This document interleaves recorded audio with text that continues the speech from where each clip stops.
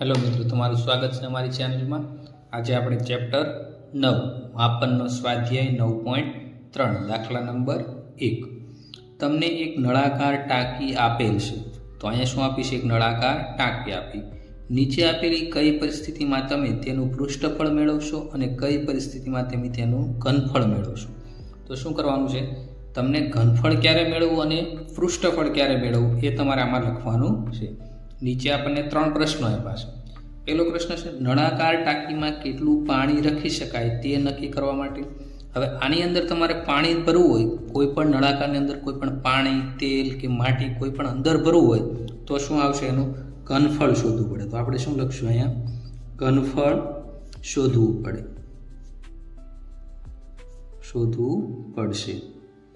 તો કોઈ પણ વસ્તુ અંદર મૂકવાનું હોય, પાણી હોય, તેલ હોય, દૂધ હોય, તો શું આવે? ઘનફળ. બી શું કીધું છે? નળાકાર ટાંકીને પ્લાસ્ટર કરવા માટે જરૂરી સિમેન્ટની થેલીઓની સંખ્યા જણાવો. બહારની તરફ કલર કરવાનું કીધું હોય, પ્લાસ્ટર કરવાનું કીધું હોય તો એ શું આવશે? એનું ક્ષેત્રફળ આવશે, બહારની સપાટીઓ આવશે. તો એમાં આપણે શું મેળવવું પડે? પૃષ્ઠફળ મેળવવું પડે. તો શું કરવું પડે આપણે એમાં? પૃષ્ઠફળ મેળવવું પડશે. તો શું મળશે એમાં? પૃષ્ઠફળ. સી પ્રશ્ન શું છે? નળાકાર ટાંકીમાં ભરેલા પાણીની કેટલી નાની ટાંકીઓ ભરાશે તેની સંખ્યા જણાવો. તો મતલબ કે એક મોટી ટાંકી છે, આ રીતે એ આખી શેનાથી ભરેલી છે? પાણીથી ભરેલી છે. એમાંથી આપણે બીજી નાની ટાંકીઓ છે એ ભરવાની છે. આવી રીતે નાની નાની ટાંકી આપી છે, તો નાની ટાંકી આપણે ભરવાની છે. તો ટૂંકમાં આવું શું થયું? પાણી આ ટાંકીમાં અને પાણી આ ટાંકીમાં આપણે ભરવાનું છે. તો આમાંય શું કરવું પડે? અંદર જ આપણે ભરવાનું છે. તો આમાંય આપણે શું મેળવવું પડે? એનું ઘનફળ મેળવવું પડે. તો જવાબ શું થશે? ઘનફળ. તમારે યાદ રાખવાનું કે જ્યારે ટાંકીની અંદર પાણી, તેલ, દૂધ કંઈ પણ ટાંકીની અંદર ભરવાનું થાય તો આપણે શું પડે?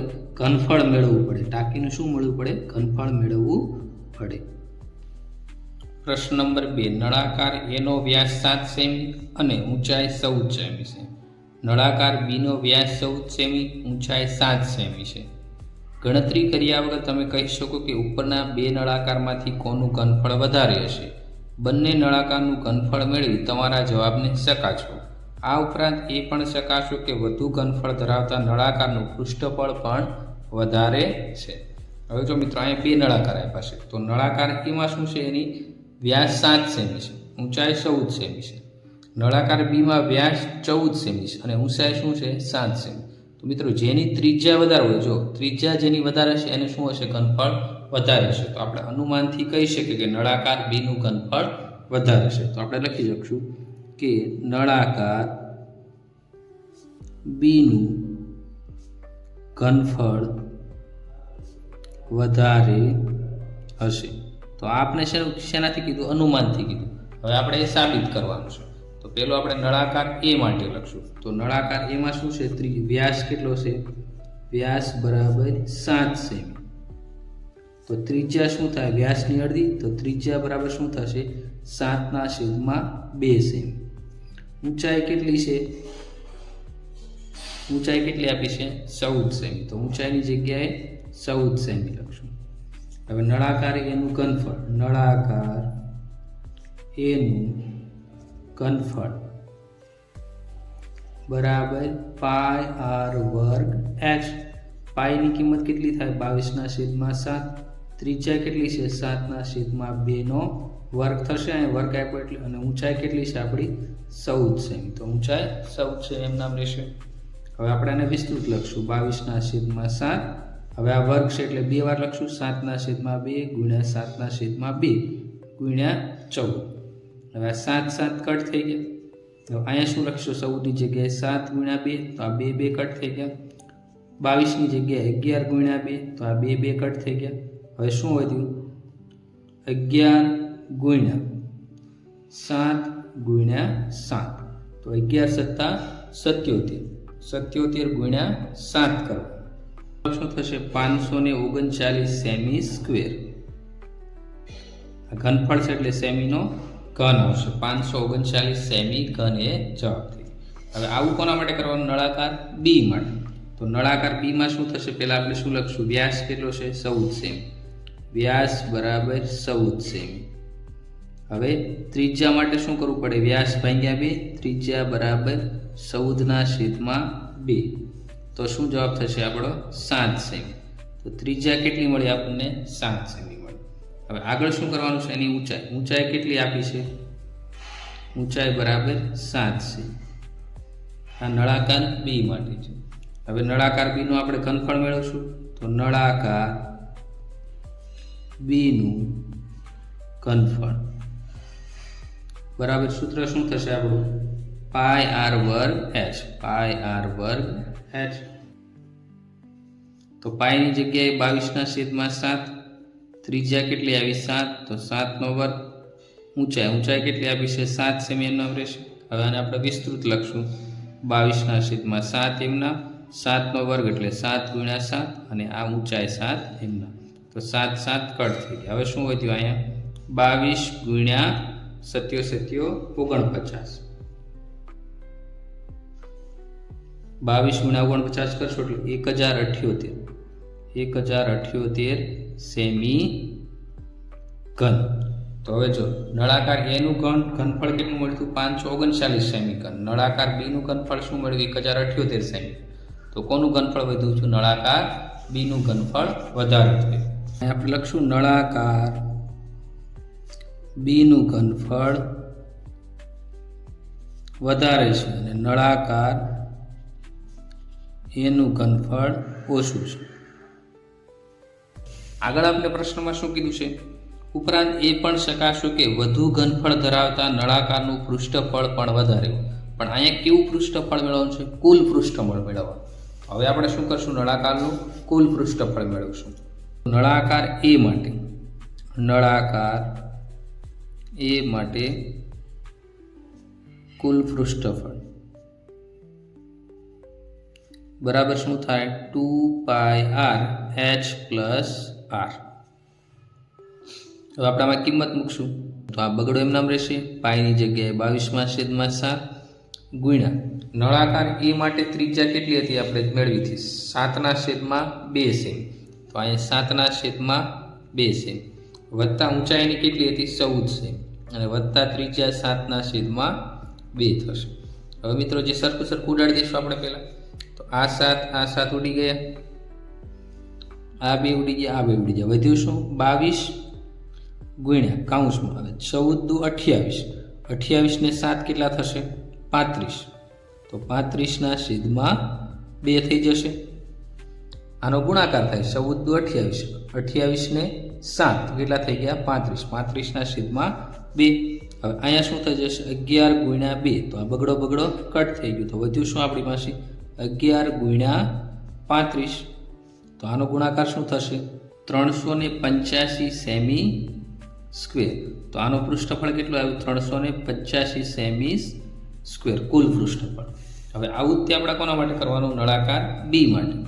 તો નળાકાર બીનું કુલ પૃષ્ઠફળ બરાબર 2πr h + r.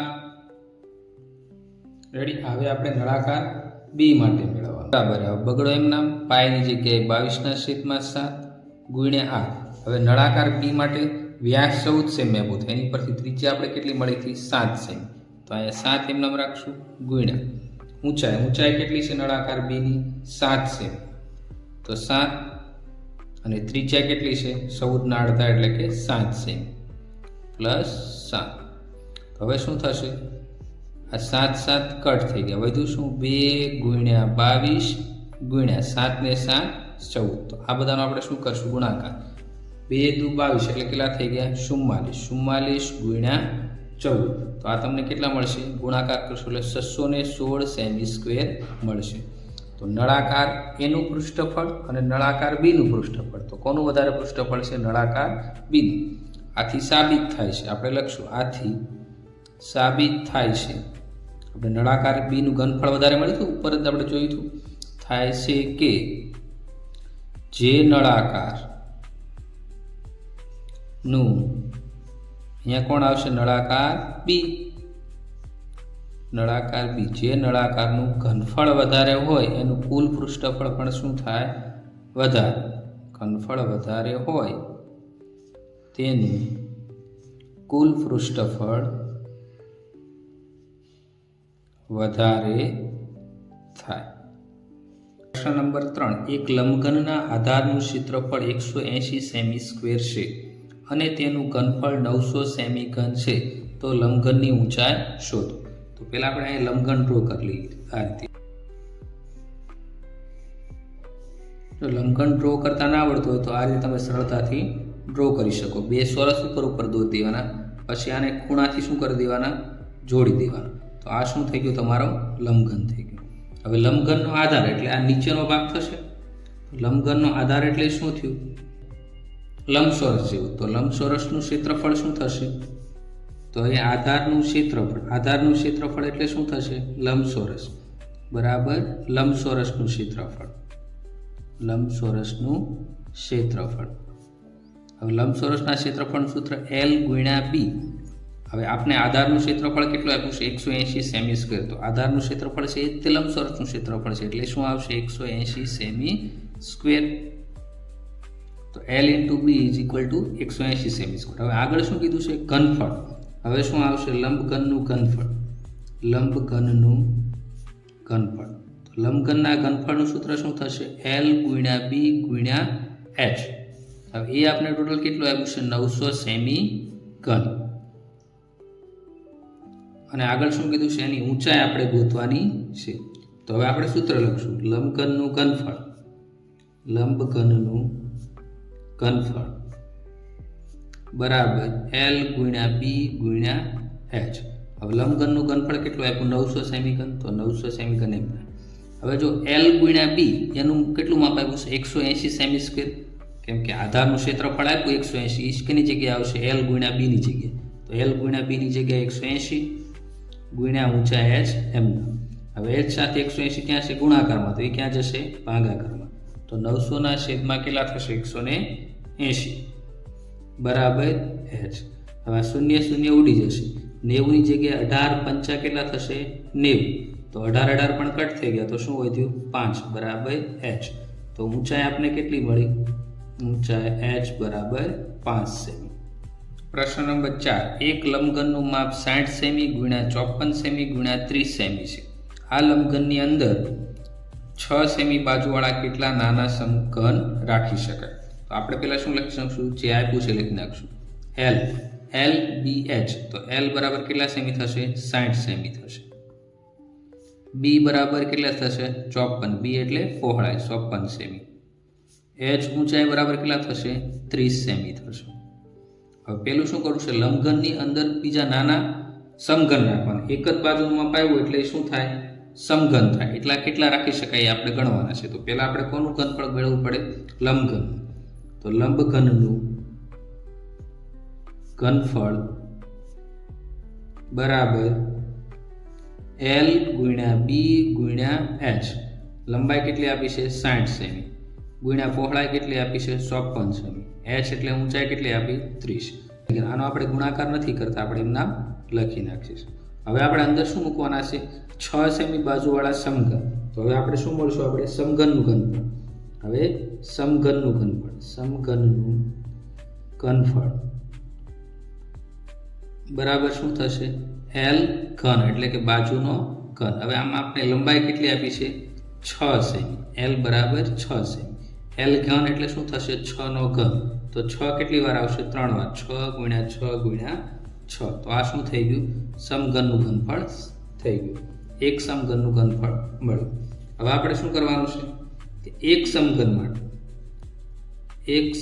માટે અથવા આમ પણ લઈ શકીએ, 6 × 6 × 6 સેમી ઘન બરાબર કેટલા લંબઘન, સમઘન થશે, એક સમઘન. એટલે કે 6 × 6 × 6 સેમી માપનું એક સમઘન છે, એનું ઘનફળ એટલું છે. હવે ઘનફળ માટેની 60 × 54 × 30 સેમી ઘન. તો 60 × 54 × 30 સેમી ઘન ઘનફળમાં કેટલા સમઘન આવે. તો આ બંનેનો શું થશે, ક્રોસ ગુણાકાર થશે. તો 60 × 54 × 30 × 1 અને નીચે શું આવશે, 6 × 6 × 6. તો તો 6 પંચા 30, 6 દાણ 60, 6 નવા 54. તો ઉપર શું હોય તો 10, 9 અને 5. તો 10 × 9 × 5 અને આ ગુણ્યા 1. તો 10 નવા 90 અને 5 એકા 5. તો 90 × 5 કરશો તો તમને કેટલા મળશે? 450. તો મોટા લંબઘન આકાર આપ્યો છે, એમાં કોઈ 450 સમઘન સમાઈ શકે છે.